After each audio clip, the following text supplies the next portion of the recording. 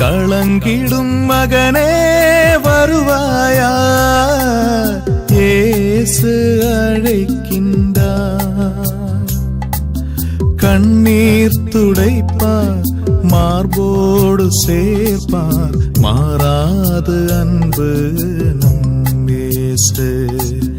கண்ணீர் துடைப்பார், மார்போடு சேர்ப்பார், மாறாது அன்பு நம் இயேசு. களங்கிடும் மகனே வருவாயா, இயேசு அழைக்கின்றார்.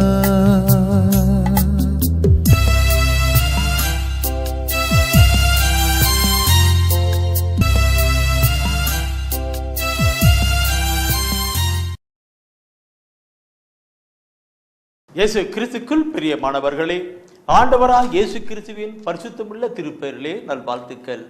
இந்த விடுதலை நேர நிகழ்ச்சி வழியாக உங்களை சந்திப்பதில் நான் மிகுந்த மகிழ்ச்சி அடைகின்றேன். நம் ஆண்டவர் நமக்கு தந்த ஒரு மாபெரும் கிருபைக்காக நாம் உளமாற ஆண்டவருக்கு நன்றி கூறணும். பிரியமானவர்களே, விடுதலை நேர நிகழ்ச்சி அநேகருக்கு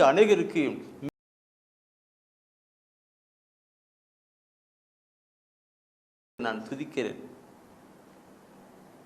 அநேகர் ஆத்மீக வாழ்க்கையில கடந்து வருவதை பார்த்து உள்ளத்தின் ஆழத்திலே ஆண்டவருக்கு நான் மகிமைப்படுத்துகிறேன்.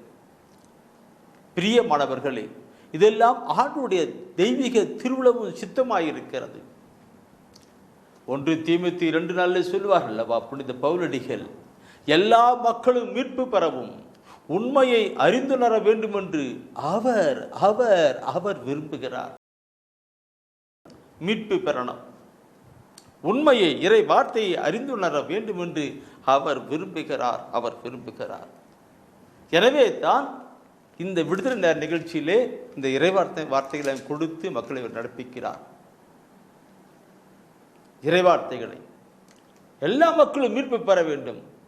பாவத்தின் அடிமைத்தனத்திலிருந்து, பிசாசு கொடுக்கிற துன்ப துயர வேதனை பிரச்சனையிலிருந்து, பிசாசின் பிடியிலிருந்து மீட்பு பெற வேண்டும். அதில் கட்டுக்கள் மீட்பு பெற வேண்டும் என்கிறதுதான் இது. உண்மையை அறிந்தவர்களாக இருந்து அந்த உண்மை விடுதலை கொடுக்கிறதாக இருக்கிறது. எனவே இந்த அருமையான வேளையிலே ஆண்டுடைய திருப்பாதத்திலே நம்மை ஒப்புக்கொடுக்கலாம். ஆண்டவரை பேசுங்கள் என்று ஒப்புக்கொடுக்கலாம். ஒரு நிமிடம் கண்களை மூடுவோம். எங்களை நேசிக்கிற நல்ல ஆண்டவரே, இந்த அருமையான மாலை வேலைக்காக கூடான கொடி தோத்திரங்களும் துதிகளும் ஆராதனை எடுக்கிறோம். எங்களுக்காக மரித்து உயிர்த்து வாழ்ந்து கொண்டிருக்கிற இயேசுவே, இப்பொழுதும் எங்களோடு கூட நீர் பேசும். வாழ்வழிக்கின்ற வார்த்தை, நிலை வாழ்வழிக்கின்ற வார்த்தை உம்மிடம் தானே இருக்கின்றது. அப்படிப்பட்ட வார்த்தைகளை எங்களுக்கு தாரும் ஆண்டவரே. இந்த மாலை வேளையில் எங்களோடு கூட நீர் பேசும். நிலை வாழ்வு தருகிற வார்த்தையை, விடுதலை தருகிற வார்த்தையை, நல்வாழ்வுக்கு வழிகாட்டுகிற வார்த்தையை எங்களுக்கு தாரும் சுவாமி. ஆண்டவரே நீர் பேசும். உம்முடைய பிள்ளைகள் நாங்கள் தாகத்தோடு வாஞ்சியோடு கூட அமர்ந்து கொண்டிருக்கிறோம். ஆண்டவரே பேசும். உம்முடைய பிள்ளைகள் நாங்கள் கேட்கிறோம். ஆமேன், ஆமேன், ஆமேன். பிரியமானவர்களே, நம் ஜெப வேலையில் தூய ஆவியானவர் அந்நேரத்தில் என்ன உணர்த்துகின்ற காரியங்களை தூய ஆவியிலே பகிர்ந்து கொள்வதுதான். சில அருத்தந்தர்கள் அருச்சகோதரிகள் சொல்லுவார்கள், எப்படி இப்படி இறைவசன வார்த்தைகளை நீங்க சொல்லி கொண்டு போறீங்கன்னு கேட்பாங்க. சாதாரண பொதுமக்கள் கேட்பது இல்லை. அதே நிலையில் அருத்தந்தர்களும் அருச்சகர்கள் கூட மற்ற சபை போதர்கள் கூட சில வேலை கேட்பார்கள். அது நான் சொல்லுவேன், இதெல்லாம் நான் ஒன்றுமே இல்லை, எல்லாம் தூய ஆவியானவர் செய்கின்ற காரியங்கள். அவர் தானே நிரப்பி அவர் தானே பேசும்படி செயல்பட்டு கொண்டே இருக்கிறார். இந்த நாளிலும் ஆண்டவர் தருகின்ற ஒரு செய்தியை நாம் சிந்திக்க கேட்க இருக்கிறோம். அது என்ன தெரியுமான அருமையான ஒரு செய்தியை தான். சிறகுகளில் அரவணைப்பான்கிற ஒரு தலைப்பிலே நாம் சிந்திக்க இருக்கிறோம். சிறகுகளிலே அரவணைப்பான். என் அன்புக்குள்ளே சிறகுல அரவணைப்பான்ற ஒரு செய்தியை நாம் கேட்கிற பொழுது, நம்முடைய மக்களிலே திருப்பாடல் 91 ஒவ்வொரு நாளும் படிப்பார்கள், வாசிப்பார்கள். சில சகோதரர், எல்லாரும் கிடையாது, சில சகோதரர்கள் சில சகோதரிகள் திருப்பாடல் 91 அப்படியே தவறாமல் சொல்லுவாங்க. சிலர் மனப்பாடம் பண்ணி வச்சு அப்படியே சொல்லுவாங்க. சில வேலைகளில் நான் மக்களுக்கு சொல்லுவது கூட, அப்படி பிரதர், அப்படி பிரச்சனை, இப்படி இருக்குது பிரதர், அப்படிலாம் சொல்லுகிற பொழுது நான் சொல்லுவேன், திருப்பாடல் 91 வாசித்து ஒவ்வொரு வசனத்துக்கும் நீங்கள் தோத்திரம் சொல்லி நன்றி சொல்லி துதி எழுப்பி ஜிபித்து நீங்கள் கடந்து போங்க. அந்த ஒவ்வொரு வசன வார்த்தைகளும் உங்களுக்கு வாழ்வை ஆசீர்வாதத்தை கொடுக்கிறதாக இருக்குன்னு சொல்லுவேன். இந்த நாளிலும் பிரியமானவர்களே, அந்த திருப்பாடல் ஒவ்வொன்று நான் சொல்லுகிற பொழுது எல்லாரும் திருப்பாடல் எடுத்து வச்சிருக்கிறீங்க. சந்தோஷம் சந்தோஷம். 91 ரைட், நல்லது. திருப்பாடல் 91 நீ பார்க்கிற பொழுது அந்த 4வது வசனத்தை நான் பார்க்கிற பொழுது அதில் சொல்லப்பட்டிருக்கிற வார்த்தையை பாருங்கள். திருப்பாடல் 91 4வது வசனத்தை பார்க்கிற பொழுது அதில் சொல்லப்பட்டிருக்கும், அவர் தம் சிறகுகளால் உம்மை அரவணைப்பார். அவர் தம் சிறகுகளால் உம்மை அரவணைப்பார். அவர் தம் ரெக்கைகளின் கீழ், அவர் தம் ரெக்கைகளின் கீழ் நீர் புகலிடம் காண்பீர். நீர் புகலிடம் காண்பீர். பாருங்கள், அவருடைய அக்கத்திங்களை நீங்கள் புகலிடம் காண்பீர் என்று எவ்வளவு அருமையான கருத்துக்களை பாருங்கள். என் அன்புக்குரியவர்களே, அவர் தம் சிறகுகளால் உம்மை அரவணைப்பார் என்று.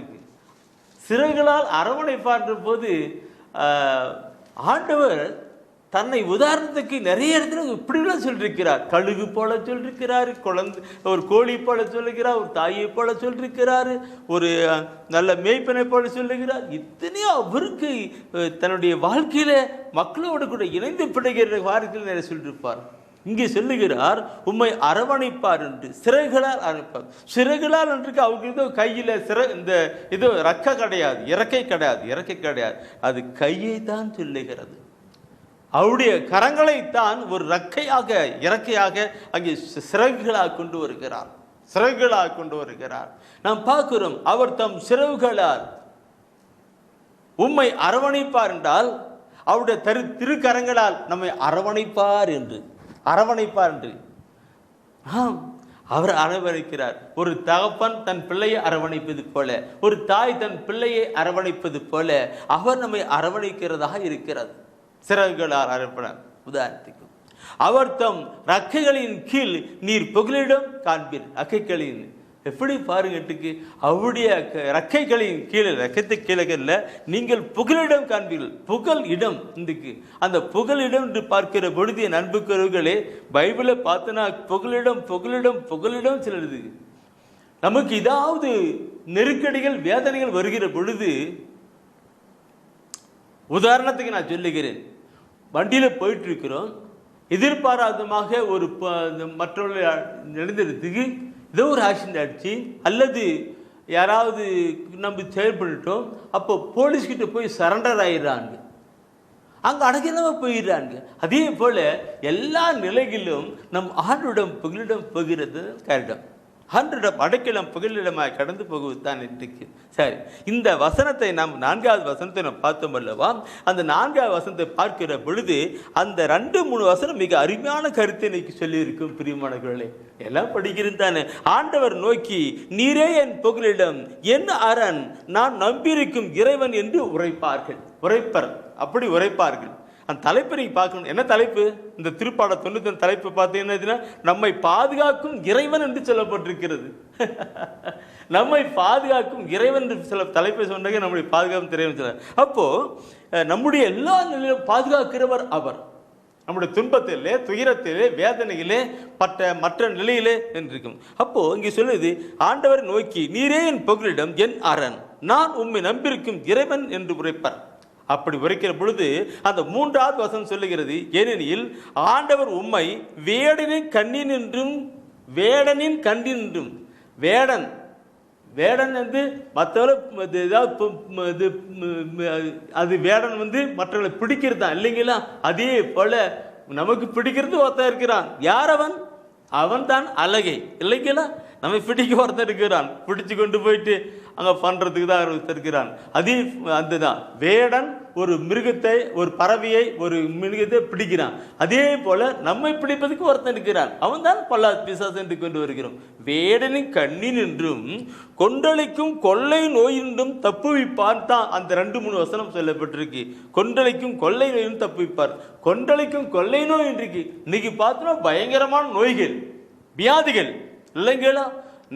நிறைய நான் பார்க்கிற பொழுது சும்மா சாதாரணமான நோய்க்கும் அது பயங்கரமான எஃபெக்ட் ஆகிட்டு அது மரணத்துக்கு கொண்டு போயிட்டு இருக்கும். ஐசியூவில் போட்டு அப்படியே மருந்து மாத்திரையெல்லாம் கொட்டுட்டு இருக்கும். சும்மா சாதாரணமான காய்ச்சலாக இருக்கும்.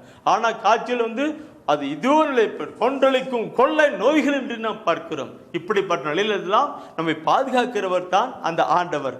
ஆண்டவருடைய திருக்கரங்களிலே அவர் அப்படியாய் அவருடைய இறக்கையின் கீழ்களில் நாம் கடந்து போகிறதா இருக்கிறது. சரி, இந்த கருத்தையோட கூட நீங்கள் பிரியமானவர்களே அதே திருப்பாடலில் 57வது திருப்பாடல் நீங்கள் படிக்கணும். அதில் திருப்பாடல் 57 பார்க்கிற பொழுது அங்கே ஒரு அருமையான ஒரு கருத்து நான் இந்த பைபிளை படிக்கிற பொழுது பார்க்கணும். இன்றைக்கு திருப்பாடலை பார்க்கிற பொழுது அது ஒரு பக்கம் புகழ்ச்சிக்காக கொடுக்கப்பட்டிருக்கும், ஒரு பக்கம் மண்டாற்றுக்காக கொடுக்கப்பட்டிருக்கும், ஒரு பக்கம் நன்றிக்காக கொடுக்கப்பட்டிருக்கும், ஒரு பக்கம் பல கருத்துக்களோடு கூட கடந்து போகிறது தான் 57வது திருப்பாடல்ல முதல் வசனத்தை நாம் 57 முதல் வசனம் என்ன சொல்லுகிறது பாருங்கள். கடவுளே கடவுளே எனக்கு இரங்கும், எனக்கு இரங்கும், எனக்கு இரங்கும், எனக்கு இரங்கும். நான் உம்மிடம் தஞ்சம் புகுகின்றேன், நான் உம்மிடம் தஞ்சம் புகுகின்றேன். இடர் நீங்கும் வரை, இடர் நீங்கும் வரை உம் ரெக்கைகளின் நிழலையே, உம்முடைய ரெக்கைகளின் நிழலையே எனக்கு புகலிடமாக கொண்டுள்ளேன். என்ன அவ்வளவு அருமையான வார்த்தை. இது தாவீதினுடைய அருமையான ஒரு பாடல். இது மண்டாற்றின் கருத்தா இருக்கிறது, தாவீதினுடைய மண்டாற்றின் கருத்தா இருக்கிறது. பிரியமானவர்களை பார்க்கிறோம். இதை நாம் பார்க்கிற பொழுது உதவிக்காக வேண்டுதல், தலைப்பை பாருங்க, உதவிக்காக வேண்டுதல். அந்த விலைக்கு கடவுளே எனக்கு இறங்கும், எனக்கு இறங்கும், நான் இவ்விடம் தஞ்சை புகுந்துள்ளேன் சொல்லி சொல்லுகிறது. அங்கே இறங்கும் என்று இருக்கு, என்ன இருக்கு இறங்கும் இருக்கும். அதில் பெண்ணுக்கும் நான் உம்மிடம் தஞ்சம் புகுகிறேன், இடர் நீங்கும் வரை, பிரச்சனை போராட்டம் நீங்கும் வரை, எனக்கு வந்திருக்கிற அந்த இடர்பாடுகள் நீங்கும் வரை நான் தஞ்சம் புகுகிறேன். உம் சிறைகளின் நிலையிலே எனக்கு புகலிடமாக கொண்டுள்ளேன். நீங்க தான் எனக்கு அடைக்கலம், நீ தான் நான் அரண், நீரே என் அரண், நீரே அடைக்கலம், நீரே நம்பிக்கை. இறைவா நான் உண்மையே நம்பியுள்ளேன் இல்லைங்களா? அப்படித்தானே அங்கே சொல்லப்பட்டிருக்கிற கருத்து. அங்கே சொல்லுகிறது கருத்து, கடவுளே எனக்கு இறங்கும், எனக்கு இறங்கும். இந்த இறங்கும் இறங்கும் சொல்லுகிற பொழுது தூயாவிலே ஒரு உணர்வு தான். இறங்கும் ஐயா மனம், இறங்கும் ஐயா, இறங்கும் ஐயா மனம், இறங்கும் ஐயா. நம்மளாம் பாடுகிற பாடல் தானே. பாடுகிற பாடலில் சங்கீதக்காரோடு கூட இணைந்து நாம் பாடுகிறோம்னா அருமையாக இருக்கும். தூயாவிலே நிரம்பி பாடுகிறோம். இறங்கும் ஐயா மனம், என்னுடைய பிரச்சனையிலே, என்னுடைய போராட்டத்திலே, என்னுடைய கவலையிலே, பல நெருக்கத்திலே ஆண்டவரே நீர் இறங்கணும், இறங்கணும் ஆண்டவரே சொல்லி நாம் மண்டாடுகிற பொழுது நாம் ஆண்டவருடைய இரக்கம் பெருக்கம் கடந்து வரும். நம்ம அவருடைய சிறகுகளால் நம்மை மூடுவார், நம்மை பாதுகாப்பார், அவர் ஆசீர்வதிப்பார், நடம் கொடுப்பார். இது பைபிளை படிக்க படிக்க படிக்க படிக்க நம்ம அப்படியே அவருக்குள்ளே இழுத்துக்கிட்டு போகிறது தான். ஆனால் நம்முடைய மக்கள் பைபிளை எடுக்கலை, நிறைய மக்கள் இன்னும் எடுக்கலை, இறைவசன வார்த்தை கொண்டு வரல, ஆண்டவர் கொண்டு வர்றன்னு. பிரியமானவர்களே, பைபிளை படிக்கிறது சும்மா படிக்க விட தூய ஆவியால் நிரம்பி படித்து கடந்து வருகிற பொழுது அதில் அருமையான ஒரு கருத்து இருக்கட்டும். அந்த பாருங்க, ஆண்டவரே கடவுளே எனக்கு இறங்கும், எனக்கு இறங்கும் சொல்லி அப்படி கொண்டு வருகிறார். அந்த அப்படியே நீ படிப்பீங்கன்னா பயங்கரமான ஒரு கருத்தாக இருக்கும். அந்த கருத்தாக இருக்கும். இந்த ஒவ்வொரு திருப்பாடல் இருக்கு. எனக்கு நான் பார்க்கும் பொழுது உதவிக்காக வேண்டுகின்ற தளத்தை நான் பார்க்கிற பொழுது என் அன்புக்குரியவர்களே, என் வாழ்க்கையில் ஒவ்வொரு வசனங்களை வார்த்தையும் கொண்டு வரும். என்னுடைய நண்பர் இருக்கிறார், அவர் படி நல்லா பண்ணி ஜெபம் பண்ணும்போது கூட அவர் நிறைய பாட்டெல்லாம் நல்லா பாடுவார். ஆண்டவருக்குள்ளாக தூய விபேசத்திலும் சொல்லப்பட்டிருக்கும், தேவ ஆவியால் உந்தப்பட்டு ஆவிக்குரிய பாடல்களை பாடி ஆண்டவரை உளமாறா போற்றுங்கள் என்று எபேசியர் 5:9 இல்லைங்களா? குலசியில் கூட இதே கருத்தை அங்கே கூட குலசியில் கூட சொல்லியிருக்கிறார். ஆவிக்குரிய பாடல்களை பாடி ஆண்டவரை. சரி, நான் சொல்ல நிறைய சொல்லிட்டு போயிட்டே இருக்கோம். சிறகுகளால் அரவணைப்புகின்ற அந்த ஆண்டவரை அப்படி கொண்டு வரணும். சரி, முந்தின பார்த்தோம் 50 இப்ப 50 அடுத்த ஒரு வசனத்தை நான் சொல்லுகிறேன் பிரியமானவர்களே. 27வது திருப்பாடல் எடுக்கலாம். 27வது திருப்பாடல் எடுக்கலாம். அந்த 27வது திருப்பாடலை பார்க்கிற பொழுது 5வது வசனம், 5வது வார்த்தை, அந்த வசனத்தை படிக்கலாமே. கேடு வரும் நாளில் அவர் என்னை தம் கூடாரத்தில் மறைத்து வைப்பார். அவர் என்னை கூடாரத்தில் மறைத்து வைப்பார். தம் கூடாரத்தின் உள்ளே என்னை ஒளித்து வைப்பார். ஒளித்து வைப்பாராம். குன்றின் மேல் என்னை பாதுகாப்பாய் வைப்பார். இந்த 2 வசனத்தை மாத்திரம் சிந்தித்தா சகோதரமே மணிக்கணக்கா சிந்தித்து அவருக்குள்ள ஐக்கியமாகி எங்கேயோ நாம் போய் கொண்டிருக்கலாம். என்ன சொல்லுகிறது பாருங்கள், அவர் என்னை ஒளித்து வைப்பாராங்க. பெற்றோர்கள் பார்க்கணும், ஏதாவது பிள்ளைகளை தான் தப்பு பண்ணிட்டு வேற யாராவது துரத்திட்டு வராங்க, அப்படி மற்ற பசங்க எல்லாம் துரத்திட்டு வராங்க. அப்படி அப்போ என்ன பண்ணுவாங்க, பிள்ளைங்க வந்து அப்பாவுக்கு பின்னாடி வந்து எல்லாம் ஒட்டுக்குவாங்க, ஒளிஞ்சிக்கிட்டு இருப்பான்னு. அப்போ பண்ணி அப்பா ஒழிச்சுக்கிட்டு இருக்கான், அம்மா ஒழிச்சிட்டு இருப்பாங்க, பையன் எங்கேயோ போயிருக்கான் போங்க வச்சு. அந்த மாதிரி ஒழிச்சு வச்சு நம்மை பாதுகாக்கிறவர் அவர். யாராவது நிலையில வருகிற ஒழிச்சு வச்சு பார்க்கலாம். 2வது நம்ம பார்க்கிறோம், குன்றி மேல் என்னை பாதுகாப்பா. இப்ப குன்று மேல இருக்கு, நீ மேலே போய் அட்டத்து மேலே உட்காந்துக்கோ, மேலே மாடி மேலே போய்க்கோ, நான் யாருன்னா வந்தாச்சுன்னா நான் இல்லைன்னு சொல்லிடுறேன், பாதுகாப்பாக இருக்கு. மாடி மேலே போயிட்டு இருப்பான் பையன், அரவணைச்சு போயிட்டு இருப்பானுக்கு. கிராமப்புறத்தில் அட்டத்தால் சொல்லுவாங்க, அட்டத்தை மேலே போய் உட்காரிச்சு. நாங்களாம் ஒரு காலத்து அப்படி தான், அட்டத்து மேலே போயிட்டு மறைஞ்சு உட்காந்துட்டு இருப்போம். இப்போலாம் அட்டத்தால் கிடையாது, எல்லாம் மோல்டி ஆகி போச்சு.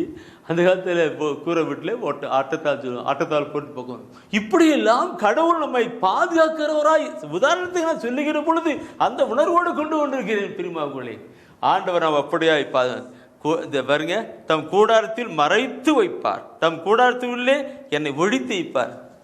கேடு வரும் நாளில் கூடாரத்தில் என்னை மறைத்து வைப்பவரே. கேடு வரும் நாளில் நாளைக்கு இப்படிலாம் பிரச்சனை, நாளைக்கு மறுநாள் இப்படிலாம் பிரச்சனை வருகிற பொழுது அவர் சொல்லு என்று நம்மை மறைச்சி. இதை கேட்டுக்கொண்டிருக்கிற என் அன்பு சகோதரமே, இந்த வசனத்தை நான் படிக்கிற பொழுது, இப்போ நான் படிச்சுட்டு இருக்கும் போதே எனக்கு தூயான உணர்த்துக்கின்ற ஒரு கருத்து தான் இருக்கேன். அதுக்கு மேலே 4வது வசனம், நான் அடிக்கடி நான் படிக்கிற ஒரு 4வது வசனம், அதுக்கு மேலே தான் இருக்கிற அந்த வசனத்தை நான் அடிக்கடி நான் படிச்சுட்டு போயிட்டு இருப்பேன், அடிக்கடி படிச்சிருப்பேன். நான் படிக்கிறேன், அப்படி கேளுங்க பார்க்கலாம். நான் ஆண்டவரிடம் ஒரு விண்ணப்பம் செய்தேன், அதையே நான் நாடி தேடினேன். ஆண்டவரின் இல்லத்தில் என் வாழ்நாள் எல்லாம் நான் குடியிருக்க வேண்டும். ஆண்டவரின் அழகை நான் காண வேண்டும். அவரது கோவிலில் அவரது திருவுளத்தை கண்டறிய வேண்டும். எப்படி பாருங்க, திருப்பாடலாசிரியர் எப்படி கொண்டு வராரு பாருங்க. இல்லைங்களா, அன்றைக்கு தாவீது இப்படி பாட்டு அவர் பாடுறார். நான் ஆண்டவனிடம் ஒரு விண்ணப்பம் செய்தேன், அதையே நான் நாடி தேடினேன். ஆண்டவன் இல்லத்தில் என் வாழ்நாள் எல்லாம் நான் குடியிருக்க வேண்டும். ஆண்டவரின் அழகை நான் காண வேண்டும். அவரது கோயில் அவரது திருவுளத்தை கண்டறிய வேண்டும் என்று தாவீது, திருப்பாடல் தாவீது அங்கே அழகா சொல்லுகிறார். அவர் பரிசுத்த ஆவியால் நிரப்பப்பட்டிருக்கிற ஒரு மனிதர். அந்த பரிசுத்த ஆவியால் நிரப்பப்பட்டிருக்கிற மனிதர், அவனால் தான் அப்படிப்பட்ட ஒரு நிலையில அவர் பாடுகிறார். நான் கூட அப்படி நீங்களும் கூட பரிசுத்த ஆவி நிரப்பப்பட்டிருக்கிற சகோதரி சில ஒரு நாள் பார்க்கணாக்க ஒரு சில பரிசுத்தால் நிரப்பப்பட்ட சில சகோதரர்கள் பாடுவார்கள். அவர்களா ஏதோ பாடிக்கிட்டு இருப்பார்கள். அதான் அப்படி சில சகோதரிகள் பார்த்தினாக்க அப்படியே பாடிக்கிட்டு இருப்பார்கள். அது தூய ஆவிலே வருகின்ற ஒரு நிலையல்லவா, தூயாவிலே வருகின்ற நிலைவா? ஆம் பிரியமானவர்களே, நாம் ஒவ்வொரு நாட்களும் ஒவ்வொரு நிலையிலும் பார்க்கிற பொழுது ஆண்டவர்களை கடந்து வரணும். அவருடைய சிறகுகளுக்கு நாம் புடந்து போகிற பொழுதுதான், அந்த அரவணைப்பில் இருக்கிற பொழுதுதான், அவர் மார்பிளை சார்ந்து கொள்கிற பொழுதுதான் நாம் அவர்களோடு கூட கண்ணெடுக்கும், அவரோடு கூட அனுபவிக்க முடியும். எனவே திருப்பாடல் ஆசிரியர் அபிஷேகம், பரிசுத்த ஆவியால் அபிஷேகம் பட்டவர் அப்படியே பாடுகிறார். நீங்கள் எல்லாம் பரிசுத்தாவில நிரப்பப்பட்டு பிள்ளான நீங்கள் இந்த உலகத்தை மறந்து அப்படியே பாடி அவருடைய அரவணைப்புக்குள்ளாக அவருடைய மார்போடு கூட மார்பு சார்ந்தவர்களாக அவர் மார்பை அப்படியே கடந்து போக முடியும். அப்பொழுது என்ன நடக்கும்? நமக்கு எல்லா பாதுகாப்பும் பராமரிப்புமாக இருக்கும். நமக்கு ஆண்டவராகவே அப்படி ஆசீர்வதிப்பவராக இருக்கின்றார். இதை நான் சொல்லுகிற பொழுது பிரியமானவர்களே, அடுத்து இந்த புதிய ஏற்பாட்டு கொண்டு வருகிறேன். புதிய ஏற்பாட்டில் ஆண்டவர் இயேசு கிறிஸ்து இந்த கருத்தை கொஞ்சம் அழகாக அழகாக அழகாக அற்புதமாக சொல்லியிருப்பார். இன்றைக்கும் லூக்கா நற்செய்தியில் 13ஆம் அதிகாரத்தில் 34வது வசனம். லூக்கா நற்செய்தியில் 13ஆம் அதிகாரத்தில் 34வது வசனத்தில் அவர் ஒரு பாரமான நிலையில் ஒரு கருத்தை சொல்லியிருக்கிறார். அது படிச்சு பார்க்கலாம். எருசலேமே எருசலேமே எருசலேமே எருசலேம். அப்ப எருசலேமே அந்த நாடு இல்லை. அங்க இருக்கிற மக்களை பார்த்து எருசலேம் என்றால் கிறிஸ்துவ சமூகம் என்று கூட அர்த்தம். ஆணுடைய பிள்ளைகள் என்பது கூட அர்த்தமாயிருக்கிறது. எருசலேம் என்பது ஆணுடைய பிள்ளைகள், கடவுளுடைய பிள்ளைகள், கிறிஸ்துவ சமூகம் என்று கூட அர்த்தமா இருக்கிறது. எனவே தான் எருசலேமே எருசலேமே என் ஜனமே என் ஜனமே சொல்லுகிற ஒரு நிலையைத்தான் அவர் சொல்லுகிறார். இறைவாக்கினரை கொல்லும் நகரே, உன்னிடம் அனுப்பப்பட்டோரை கல்லால் எரிகிறாயே. கோழி தன் குஞ்சுகளை தன் ரக்கைக்குள் கூட்டி சேர்ப்பது போல, கோழி தன் குஞ்சுகளை தன் ரக்கைக்குள் கூட்டி சேர்ப்பது போல நானும் உன் மக்களை அரவணைத்துக் கொள்ள எத்தனையோ முறை விரும்பினேன், உனக்கு விருப்பமில்லையே. எத்தனையோ முறை விரும்பினேன், ஆனால் நீங்க அது விரும்பல. ஆண்டவர் சொல்லுகிறதை பாருங்கள் சகோதரமே. கோழி தன் குஞ்சுகளை அப்படியே கொஞ்சங்களை ரக்கைக்குள் கூட்டி சேர்ப்பது போல ஆண்டவர் அப்ப விரும்புகிறாரு. ஆனா யாரும் அதுக்கு வரலன்னு சொல்ற, நீங்க அது விரும்பலேன்னு சொல்லுகிறாரு. இன்னைக்கு இந்த நற்செய்தி அறிவிக்கின்ற காரியங்கள் கூட அவருடைய சக்கைக்குள் வர வேண்டும் என்று கருத்தான். அவருடைய ரக்கைக்குள் வர வேண்டும் காரணத்தால் அவர் விரும்பி சொல்லுகிறார். கோழி தன் குஞ்சுகளை தன் ரக்கை கூட்டி சேர்ப்பது போல நானும் இந்த தொலைக்காட்சி வழியாக உங்களோடு கூட நான் பேசினேன், செயல்பட்டு கொண்டிருந்தேன். ஆனால் அநேகர்கள் வரவே மாட்டேங்கிறாங்க, கேட்கவே மாட்டாங்க, வேற ஏதோ கேட்டுக்கிட்டு இருக்கிறாங்கன்னு சொல்லிக்கிட்டு இருப்பாங்க. பார்க்கணும், நானும் குட்டி சேர்க்க எத்தனையோ முயற்சி எடுத்தேன், ஆனாலும் நீங்கள் விரும்பவில்லை என்று. என் அன்புக்குறவுகளே, நம்முடைய அருணாதர் ஆண்டவர் இயேசு கிறிஸ்து நமக்காக பாடுகள் பட்டவர், நமக்காக மரித்து உயிர்த்து வாழ்ந்து கொண்டிருக்கிறவர். இப்பொழுதும் கரவிரித்து அப்படியாக அவர் காத்து கொண்டிருக்கிறார். அரவணைக்கிறவராக காத்து கொண்டிருக்கிறார். கணவனுக்காக காத்து கொண்டிருக்கிறார். பாதுகாப்பு கொடுப்பதற்காக, நம்மை பராமரிப்பதற்காக, நம்மை ஆசீர்வதிப்பதற்காக, நம்மை வழி நடத்துவதற்காக அவர் அப்படியாய் கோழி தன் குஞ்சுகளை அரவணைப்பது போல் அரவணைக்க காத்து கொண்டிருக்கிறார். நாம் கடந்து வரணும் அப்பா, கடந்து வரணும். இந்த பொல்லாத உலகத்திலே பல பிரச்சனைகள், போராட்டங்கள் மத்தியிலே நாம் கடந்து வரணும். ஒவ்வொன்று சொன்னுகிற பொழுது எத்தனை இருக்கு அப்படி எடுத்து பார்க்கலாம். மலாக்கிய புத்தகத்தை எடுத்து படிச்சு பாருங்க. மலாக்கிய புத்தகத்தில் பார்க்கிற பொழுது 4ஆம் அதிகாரத்தில் 2வது வசனம் இந்த கருத்துக்கு அழகான ஒரு கருத்து சொல்லப்பட்டிருக்கிறது. மலாக்கிய புத்தகம் 4ஆம் அதிகாரத்தில் 2வது வசனம், என் பெயருக்கு அஞ்சி நடக்கின்ற உங்கள் மேல், என் பெயருக்கு அஞ்சி நடக்கிற உங்கள் மேல் நீதியின் கதிரவன் எழுவான், நீதியின் கதிரவன் எழுவான். அவனுடைய ரக்கைகளில் நலம் தரும் மருந்து இருக்கும், அவருடைய ரக்கை கீழ் நலம் தரும் மருந்து இருக்கும். அவர் ரக்கை கீழ் இருக்கு. உங்கள் மேல் நீதியின் கதிரவன் எழுவான். அவர் யார்? அவர் தான் அருள்நாதர் இயேசு கிறிஸ்து, ஆண்டவராக இயேசு கிறிஸ்து எழுவான். அன்றைக்கு அவனுடைய ரக்கை கீழ் நலம் தரும் மருந்து இருக்கும். அப்படின்னாக்க அவருடைய கையில் எல்லாம் ஆசீர்வாதமான மருந்து இருக்கும், குணப்படுத்துகிற மருந்து இருக்கும் என்று சொல்லப்பட்டிருக்கிறது. எத்தனை அருமையான வார்த்தைகள் பார்க்கணும் பிரியமாக்களே. அவருடைய கைகளில், அவர் ரக்கையிலே நலம் தரும் மருந்து இருக்கும் சொல்லப்பட்டிருக்கு. அவருடைய ரக்கைக்கிலே பார்க்கிற பொழுது இந்த அவருடைய ரெக்கை கைதான் அவருடைய ரெக்கை. அந்த ரக்கையிலே மருந்து இருக்கிறது, குணமாக்குற மருந்து சக்தி இருக்கிறது. நான் பார்க்கிற பொழுது என் பெரிய மக்களே, இந்த லூக்கா நட்சத்திரம் பார்க்கிற பொழுது, மத்திய லூக்கா எல்லா நட்சத்திரம் பார்க்கும்போது மாலை வேலையாகிற பொழுது திரளான மக்கள் ஆண்டவராக இயேசு கிறிஸ்துவை தேடி வருகிறார்கள். லூக்கா நெத்தியிலே 6ஆம் அதிகாரத்திலே 18-19 வசனத்தை குறிச்சுக்கிடுங்க, அப்புறம் படிச்சு பாருங்க. அந்த மாலை வேலையானது லூக்கா நெத்தி 6ஆம் அதிகாரத்திலே 18-19 வசனத்தை பார்க்கிற பொழுது அந்த மாலை வேலை பொழுது அநேக மக்கள் தேடி வருகிறார்கள். அந்த தெய்வீக மருத்துவரை தேடி வருகிறார்கள். அவருடைய கைகளே அநேக மருந்து இருக்கிறது அல்லவா, அவர் தேடி வருகிறார்கள். ஆண்டவர் இயேசு கிறிஸ்து ஒவ்வொருவரையும் தொடுகிறார். தொட்ட அத்தனை பேரும் சொஸ்தமாகிறார், குணப்பெறுகிறார்கள். ஏன்?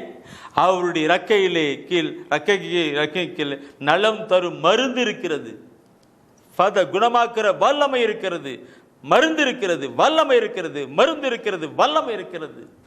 அது அப்படியே எல்லாருக்கும் தொட இருக்கும். எல்லா நோய்களும், உடல் இருக்கிற எல்லா நோய்களும், பொல்லாத பிசாசு கொடுக்கிற நோய்கள் இருந்ததுன்னா அது எல்லாம் ஓடிக்கிட்டு எல்லாம் சுகமாய் கொண்டிருக்கிறது. என் அன்புக்குரியவர்களே, மாலை வேலையான பொழுது அப்படியே மக்கள் தேடி வந்தார்கள். எல்லாரையும் தொட்ட இயேசு கிறிஸ்து என்றும் நம் ஒவ்வொருவரையும் தொட்டு குணப்படுத்த வல்லவராயிருக்கிறார். இந்த மாலை வேளையில கூட அவருடைய சிறகுகள் கீழே நீங்கள் அடைக்கலம் புகுங்க. இந்த சிறகு கடையில அடைக்கலம் புகுங்க.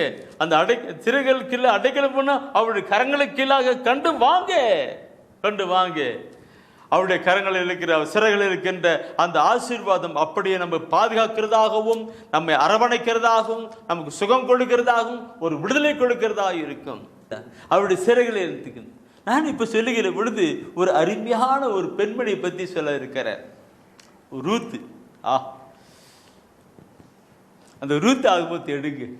ரூத் ஆகமத்தை எடுத்து நீ படிப்புன்னு பார்த்தினாக்க அவங்கள பற்றி நான் சொல்லுனாக்க ஒரு நாளைக்கு ஆண்டர் சித்தமானாலும் அந்த ரூத்தை பற்றி நான் ஒரு நாளைக்கு இப்போ செய்தி கொடுக்குறேன். நீ படிச்சிருப்பீங்க.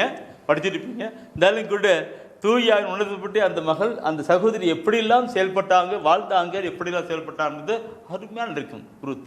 ரூத்தில் 2ஆம் அதிகாரத்திலே 12வது வசனத்தை நீ படிப்பீங்களானால், ரூத்திலே 2ஆம் அதிகாரத்திலே 12ஆம் வசனம் படிப்பீங்களானால் அதில் ஒரு கருத்து சொல்லப்பட்டிருக்கும்.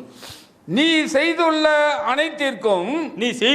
அனைத்திற்கும் ஆண்டவர் உனக்கு தகுந்த பலன்